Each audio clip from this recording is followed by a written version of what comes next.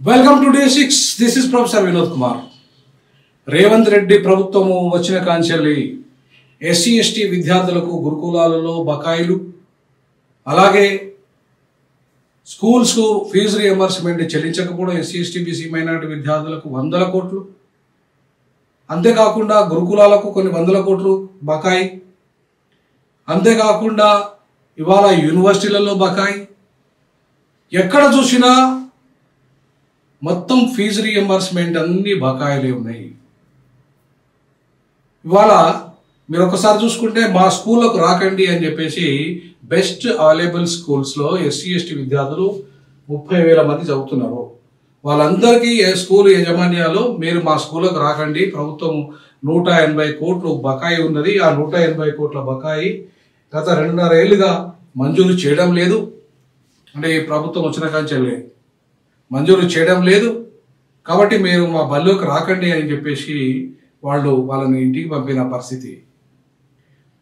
నిజంగా ఏమాత్రము సిగ్గు శరము ఈ ప్రభుత్వానికి ఉన్నా, ఏమాత్రము ఈ ప్రభుత్వానికి చీము నెత్తురు ఉన్నా, ఈ ముఖ్యమంత్రికి, ఉప ముఖ్యమంత్రికి, ఈ మంత్రివర్గానికి, అందులో ఎస్సీ ఎస్టీ మంత్రి ఎవరైతే ఉన్నారో అడ్లూరి లక్ష్మణ్ గారికి ఏ మాత్రము గౌరవం ఉన్నా, చిత్తశుద్ధి ఉన్నా, ఈ పేద బడుగు బలైన వర్గాల విద్యార్థులు, ముఖ్యంగా ఎస్సీ ఎస్టీ విద్యార్థులు 30,000 మంది ఇవాళ బడి బయట ఉన్నారు.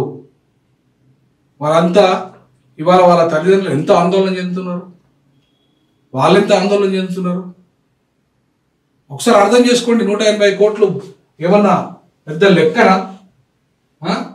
పెద్ద లెక్కనా? ప్రభుత్వానికి ఎన్ని మింగుతలేరు మీరు, ఎన్ని భూములు ఆక్రమించుకొని కోట్లు సంపాదిస్తలేరు. ఒక్కొక్క మంత్రి, ఒక్కొక్క ఎమ్మెల్యే, ఒక్కొక్క ఎంపీ, చివరికి కార్పొరేటర్ నుండి మొదలుకుంటే సర్పంచ్ నుండి మొదలుకుంటే లక్షల కోట్ల రూపాయలు సంపాదిస్తున్న వాళ్ళు ఇవాళ ప్రభుత్వాలలో ఉన్నారు. సిగ్గుచేటు 60 కోట్లు ఇవాళ గురుకులాలకు కేటాయించడం. 60 కోట్లు ఏ మూల సరిపోతుంది గురుకులాలకి? సిగ్గుచేటు 180 కోట్లు కేటాయించకపోవడం, సిగ్గుచేటు ఇవాళ యూనివర్సిటీ బకాయిలు చెల్లించకపోవడం, సిగ్గుచేటు ఇవాళ మొత్తం కాలేజీలలో అన్నిట్లలో హాస్టల్స్లలో గవర్నమెంట్ హాస్టళ్లకు ఇవాళ బకాయిలు చెల్లించకపోవడం. మళ్ళా మేము ప్రజాప్రభుత్వం, అది 6 గ్యారంటీలు, 400 హామీలు మేము ఇది చేస్తున్నాం అని చెప్పేసి మొత్తం తప్పుడు విధానాలు, తప్పుడు వ్యవహారాలు.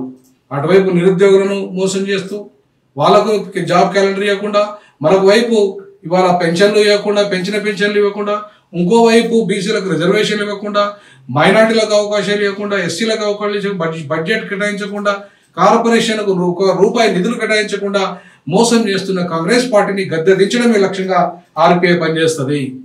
ఖచ్చితంగా కాంగ్రెస్ పార్టీతో సహా ఏ పార్టీని కూడా ఇవాళ అధికారం తీసుకొని రావద్దు. ఇలా అవసరమైతే సంకీర్ణ ప్రభుత్వాలు ఏర్పడ్డా పర్వాలేదు, కానీ ఈ దుర్మార్గమైన పార్టీలను, ఈ దళిత వ్యతిరేక, ఆదివాసీ వ్యతిరేక, బీసీ వ్యతిరేక, మైనార్టీ వ్యతిరేక పార్టీలు ఏవైతే ఉన్నాయో వాటన్నిటిని ఒడగొట్టాల్సిన బాధ్యత ఉంది. ముఖ్యంగా జూబ్లీ ఎన్నికలతోనే ఈ కార్యాచరణ మొదలు కావాలి. అందుకు సిద్ధంగా ప్రజలు ఉండాలి. మేము కోరుకుంటున్నాము. ఇలా ఉప ముఖ్యమంత్రిని కలుస్తున్నారు వీళ్ళు. ఇలా ఉప ముఖ్యమంత్రి వెంటనే బెస్ట్ అవైలబుల్ స్కీమ్ కింద 180 కోట్లు అయితే బాకీ ఉందో వాటిని విడుదల చేయాల్సిందిగా ఆర్పీఐ నుండి నేను డిమాండ్ చేస్తా ఉన్నాను. తప్పకుండా రానున్న రోజుల్లో అన్ని రకాల బకాయిలను వెంటనే చెల్లించి, అది యూనివర్సిటీలు కావచ్చు, డిగ్రీ కాలేజీలు కావచ్చు, జూనియర్ కాలేజీ కావచ్చు, హాస్టల్స్ కావచ్చు, గురుకులాలు కావచ్చు, ఇంకా ఎక్కడ కూడా బకాయిలు వెంటనే చెల్లించి వాళ్ళందరినీ ఆదుకోవాల్సిందిగా డిమాండ్ చేస్తా ఉన్నాను. లేదంటే రేపు భవిష్యత్తులో ఉద్యమ కార్యాచరణ మొదలు పెడతాం. ఇప్పుడు ఆ నిరుద్యోగి ఆస్మాను ఇవాళ మేము జూబ్లీ హిల్స్ ఎన్నికల్లో నిలబెట్టాలని ఒక ప్రయత్నం చేస్తున్నాం.